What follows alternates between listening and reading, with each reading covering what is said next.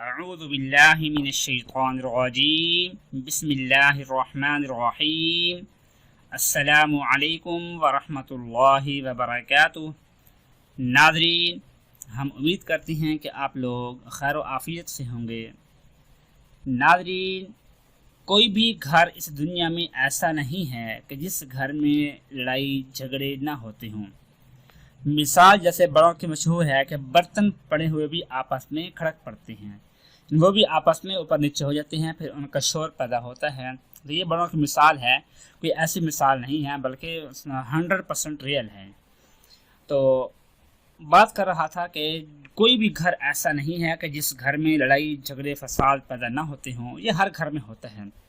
لیکن ہلکا پھلکا لڑائی جھگڑا فساد کا پیدا ہو جانا، پھر اس کے بعد اکٹھے رہنا، صلح کے ساتھ رہنا، بڑی خوش قسمتی کی بات ہے۔ لیکن لڑائی جھگڑے کے بعد اس کو طول دینا، دور دور رہنا، جدا ہو جانا، الگ الگ ہو جانا، یہ بہت بڑی پریشانی کی بات ہوتی ہے۔ تو ہر ایک کا اپنا اپنا سٹیٹس ہوتا ہے۔ بعض لوگ چاہتے ہیں کہ ہماری فیملی جو ہے وہ جوائنٹ فیملی رہے، اور بعض لوگ چاہتے ہیں کہ ہماری فیملی وہ سیپریٹ ہو جائے۔ تو ہر ایک کی اپنی مرضی۔ اگر فیملی سیپریٹ ہے پھر بھی جھگڑے ہوتے ہیں، اگر فیملی جوائنٹ ہے پھر بھی جھگڑے ہوتے ہی رہتے ہیں۔ تو بات کرتے ہیں کہ ان جھگڑوں کو ختم کرنے کے لیے کہ زندگی میں جھگڑے کبھی نہ ہوں، ایسے جھگڑے جو کہ ایک دوسرے کے دلوں میں نفرت پیدا کر دیتے ہیں، ان جھگڑوں سے بچنے کے لیے آپ کے لیے یہ ایک عمل بتایا جا رہا ہے۔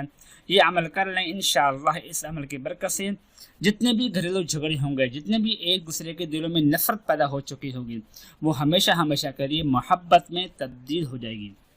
وہی بہو اور ساس جو ایک دوسرے کو دیکھنا گوارا نہیں کرتے تھی، اس عمل کے بعد وہی ساس اور بہو ماں بیٹی سے بڑھ کر ان کے دلوں میں آپس میں محبت پیدا ہو جائے گی۔ اگر گھر میں جتنے بھی افراد ہیں سب کے دلوں میں اتنی محبت پیدا ہو جائے گی کہ ایک دوسرے کے علاوہ کسی اور کی بات سننا گوارا بھی نہیں کریں گے، اور ہر کام میں ہر بات میں ایک دوسرے کے ساتھ مشورہ کرنے کے بعد آگے چلیں گے انشاءاللہ۔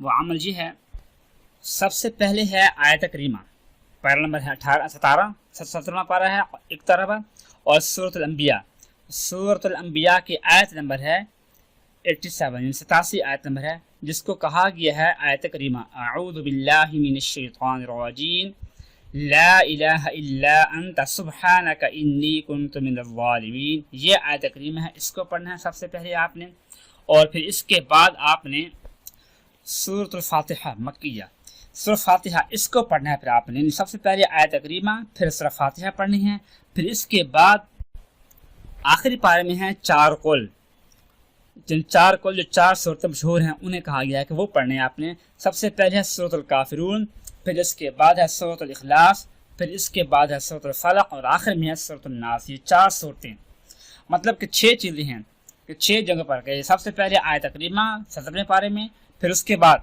سورۃ الفاتحہ، پھر اس کے بعد آخری پارے کی آخر میں 4 قل آتے ہیں، 4 صورتیں، ان کو پڑھنا ہے۔ اس کے پڑھنے کا طریقہ کیا ہے؟ گھر کا کوئی بھی فرد، بہو، ساس، سسر یا بیٹا، کوئی بھی ہے گھر کا، اولاد میں سے گھر کا کوئی بھی فرد یہ عمل کرنا چاہے سب کے دلوں میں محبت پیدا کرنے کے لیے، تو وہ کر سکتا ہے کہ آپ نے سب سے پہلے یہ کرنا ہے کہ ایک گلاس پانی کا لے کر اپنے پاس رکھ لینا ہے، پھر اس کے بعد اول آخر 11 مرتبہ درود پاک، اور درمیان میں 11 مرتبہ ان تمام یعنی آیت کریمہ، سورۃ الفاتحہ، سورۃ الکافرون یعنی آخر 4 قل، ان سب کو 11 مرتبہ پڑھ کر اس پانی پر دم کر دینا ہے، اور جتنے بھی گھر کے افراد ہیں ان سب کا تصور کرتے ہوئے ان کے اوپر دم کر دینا ہے، پھر یہ پانی سارے گھر والے ان کو پلا دینا ہے۔ تو یہ عمل ایک ہی مرتبہ کرنا ہے، آپ نے بار بار نہیں کرنا، بس ایک ہی بار کر لیں تو کافی ہے۔